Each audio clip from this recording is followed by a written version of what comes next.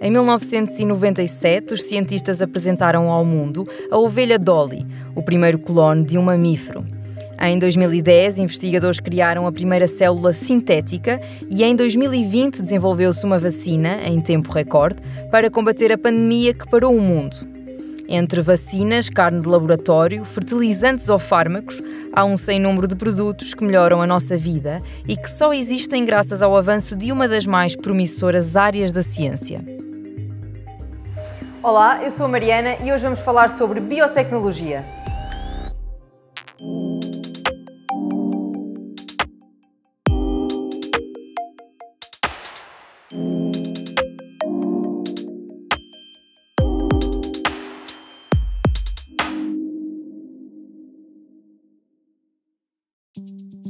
Os seres humanos manipulam seres vivos há milhares de anos. Os nossos antepassados utilizavam micro-organismos, como as leveduras, para produzir pão e vinho através de processos de fermentação. Mas a descoberta de que os genes são segmentos de ADN e que podem ser manipulados conduziu a uma nova era, a da biotecnologia moderna. Hoje, a biotecnologia está presente em inúmeros produtos fabricados a partir de organismos como moléculas ou células. E esta é uma área com cada vez mais potencial. Tem sido recorrentemente utilizada na medicina, na manipulação de células e proteínas para criar vacinas ou na agricultura para desenvolver culturas geneticamente modificadas com características específicas, por exemplo, resistência a pragas. Mas são muito mais as aplicações que resultam do conhecimento desta área da ciência. Helena Vieira explica-nos o que é isto da biotecnologia e qual é que é o seu papel no dia-a-dia. A biotecnologia é um processo tecnológico que, em vez de utilizar sistemas computacionais, utiliza sistemas vivos. Esses sistemas podem ser os organismos em si, os produtos que eles produzem, os processos que eles fazem ou até o ecossistema onde eles vivem. E daí nós conseguimos extrair novos produtos e novos processos para várias aplicações. A biotecnologia é conhecida como uma revolução invisível, porque nós todos usamos biotecnologia no nosso dia-a-dia, mas não sabemos sequer que a estamos a usar. Por exemplo, desde as calças de ganga que nós vestimos, que são lavadas com processos usando enzimas extraídas por biotecnologia, ao pão que nós comemos, à cerveja que nós bebemos, ao iogurte que nós comemos, mas também aos comprimidos que tomamos, à insulina que utilizamos para os diabéticos, por exemplo, transplantes de tecidos ou até de órgãos que são sintetizados por 3D e que são feitos através de processos biotecnológicos. A produção de aquacultura utiliza processos biotecnológicos, a indústria alimentar, a própria indústria química utiliza muito biotecnologia para substituir processos poluentes e, portanto, hoje em dia, no nosso dia-a-dia, temos biotecnologia em todo lado. Por exemplo, hoje em dia nós conseguimos, através da produção de algas ou de algumas ervas marinhas, extrair fibras longas que são utilizadas na indústria têxtil ou para redes de pesca. O restante da erva ou da alga pode ser utilizada para outros produtos, como por exemplo a alimentação animal, veterinária ou até humana. Os superalimentos dos atletas vêm muitas vezes das algas e, portanto, este ciclo virtuoso ou a economia circular, agora aliada à biotecnologia, tem um potencial enorme para termos um futuro um bocadinho mais sustentável. A medicina é uma das áreas que a biotecnologia tem revolucionado. Um exemplo disso é o NeuroStem Spinal, um projeto que visa desenvolver um material capaz de regenerar os nervos após uma lesão na medula espinhal. Dada a capacidade limitada de regeneração deste tecido, uma equipa da Universidade de Aveiro criou um biomaterial passível de ser implantado na medula espinhal e que tem propriedades capazes de restaurar os contactos com as extremidades dos nervos lesionados, fazendo com que a comunicação entre cérebro e corpo seja restabelecida. Este biomaterial 3D é constituído por grafeno, carregado com células estaminais e pode ainda ser estimulado eletricamente, acelerando o crescimento e a reconexão dos nervos lesionados. É sobre este material inovador que nos fala Paula Marques. Tentando contextualizar como é que surgiu este projeto, no nosso grupo de investigação trabalhamos já há cerca de 15 anos com nanomateriais à base de carbono, nomeadamente o grafeno. O grafeno tem propriedades extraordinárias, desenvolvemos já para diversos tipos de aplicações. Dentro dessas propriedades do grafeno, eu gostaria de destacar a condutividade elétrica e a biocompatibilidade. Estas duas propriedades, no seu conjunto, despertaram a nossa atenção para desenvolver biomateriais que pudessem ser estimulados eletricamente.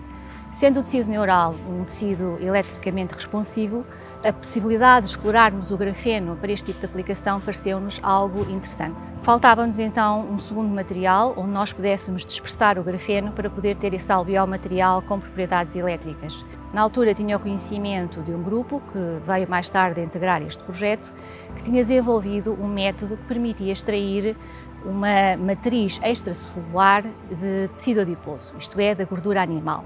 Portanto, esta matriz natural permite que as células reconheçam aquele ambiente, portanto há ali um conjunto de pistas bioquímicas que vão favorecer depois a regeneração do tecido. Tendo nós identificado então a composição deste biomaterial, portanto o grafeno e a matriz, faltava-nos então ainda pensar em como fazer a estimulação elétrica depois do conjunto. Temos também um parceiro aqui da Universidade de Aveiro, o Departamento de Eletrónica, que desenvolveu também um sistema de estimulação no sentido de podermos aplicar esse estímulo ao biomaterial. O grande desafio foi nós trabalharmos nesta formulação, associar a matriz extracelular ao grafeno, de forma a que o método fosse o método mais simples possível, passível de ser reprodutível, que não introduzisse qualquer tipo de toxicidade ao material em si. Para além da importância do material não apresentar toxicidade e ser biocompatível, interessava-nos fazer estudos com células embrionárias. Células embrionárias neuronais, portanto, são células que ainda estão numa fase muito precoce de desenvolvimento. Aquilo que nós verificamos é que, de facto, estas células progenitoras, que ainda não estão totalmente diferenciadas, na presença desta estrutura tridimensional, têm capacidade de se diferenciarem em neurónios, que são aquelas células principais que dão depois origem ao crescimento dos axónios e a toda a comunicação na medula espinhal. Portanto, a medula espinhal é um tecido cilíndrico, muito sensível, que pode sofrer lesões, ou seja, há interrupção da comunicação entre essa lesão, porque vai-se formar um tecido cicatricial. O objetivo é retirar essa zona da lesão e colocar lá o nosso material, que, do ponto de vista mecânico, por exemplo, são muito próximas do tecido original, de forma a que as células neuronais reconheçam aquele caminho, digamos assim, e possam restituir a comunicação. O facto de nós colocarmos lá, ou podermos, numa fase inicial, após a implantação, aplicar a estimulação elétrica, faz com que nós consigamos acelerar o processo de regeneração, que é extremamente lento. O mais interessante é que as composições que contêm maior quantidade de grafeno são aquelas que realmente promovem maior número de neurónios, o que era, de certa forma, aquilo que nós já esperávamos devido às características do grafeno. A matriz, juntamente com o grafeno, faz com que as células evoluam para neurónios e também um outro tipo de células que é importante, que são os astrócitos, que podem ser reparadores ou ter uma ação cicatricial, portanto têm fenótipos diferentes. A presença do grafeno também influencia a formação dos astrócitos com este cariz reparador. Ou seja, há aqui um ambiente bioquímico gerado pela complexidade da matriz, porque no fundo a matriz é extremamente complexa, mas é uma matriz natural, não nos podemos esquecer, associada ao grafeno, parece favorecer de facto a reparação, como nós esperamos, do tecido neuronal. A impressão 3D de análogos de tecidos vivos, com formas e funcionalidades específicas, para reparar ou substituir partes lesionadas do corpo humano, é uma área em crescimento. Mas para imprimir tecidos vivos, como órgãos artificiais, são precisas matérias-primas ou biotintas compatíveis e funcionais. A pensar nisso, a equipa de Carmen Barros desenvolveu nanofibras a partir de materiais naturais que podem ser utilizadas em impressoras 3D. Estas biotintas permitem imprimir estruturas que mimetizam órgãos humanos, como narizes ou orelhas. O projeto NanoBioInks é um projeto na área dos nanomateriais que teve como principal objetivo o desenvolvimento de biotintas inovadoras para aplicação em bioimpressão 3D. Estas biotintas são baseadas em nanofibras de origem biológica e outros biopolímeros. A bioimpressão 3D é uma técnica muito promissora que tem ganho enorme relevância na área biomédica, pois permite a biofabricação de análogos de tecidos vivos que podem ser utilizados, por exemplo, em medicina regenerativa, mas também como modelos para estudar novos fármacos ou mesmo estudar doenças. Sendo que a grande ambição desta área é a bioimpressão de órgãos funcionais que possam ser utilizados, por exemplo, em transplantação. A técnica de bioimpressão 3D é baseada na deposição camada a camada de biotintas, portanto são os materiais que são depositados pela bioimpressora e permitem a fabricação das estruturas tridimensionais. As biotintas são normalmente constituídas por biomateriais e células. Existem diversos tipos de biotintas, sendo que as biotintas do tipo hidrogel são as mais estudadas e usadas nesta aplicação. Os hidrogéis podem ser produzidos usando polímeros sintéticos ou polímeros naturais. Todos estes biopolímeros, incluindo as nanofibras, são obtidos a partir de fontes abundantes, por exemplo, a celulose a partir de madeira, o alginato a partir de algas, entre outros exemplos bastante conhecidos. Foi neste contexto que surgiu a ideia do projeto NanoBioInks e, portanto, de utilizar nanofibras de origem biológica, nomeadamente nanofibras de celulose ou de proteína, em combinação com outros biopolímeros, para produzir biotintas com propriedades melhoradas. Usámos estas nanofibras para desenvolver diversos materiais, por exemplo, filmes transparentes para embalagens alimentares, membranas para a administração dérmica de fármacos, entre outros. Os resultados obtidos nestes trabalhos foram bastante promissores e motivaram-nos a utilizar as nanofibras de origem biológica noutras aplicações, nomeadamente no desenvolvimento de biotintas. O processo de desenvolvimento de uma biotinta envolve diferentes etapas, sendo que todas as formações devem ser otimizadas, nomeadamente no que respeita à sua composição, e todas elas são caracterizadas. As mais promissoras são depois então impressas, sendo também os parâmetros de impressão otimizados, por forma a obtermos estruturas tridimensionais que repliquem as estruturas que queremos imprimir e também que tenham as propriedades desejadas em termos de desempenho mecânico, entre outras. Já imprimimos estruturas com diferentes complexidades, por exemplo, um nariz, uma orelha, entre outros. Para além disso, também já imprimimos diferentes tipos de células. Os primeiros estudos que realizámos, usámos linhas celulares da pele, ambicionando a aplicação das estruturas impressas, por exemplo, na administração transdérmica de fármacos ou na regeneração de pele danificada, por exemplo, de um queimado.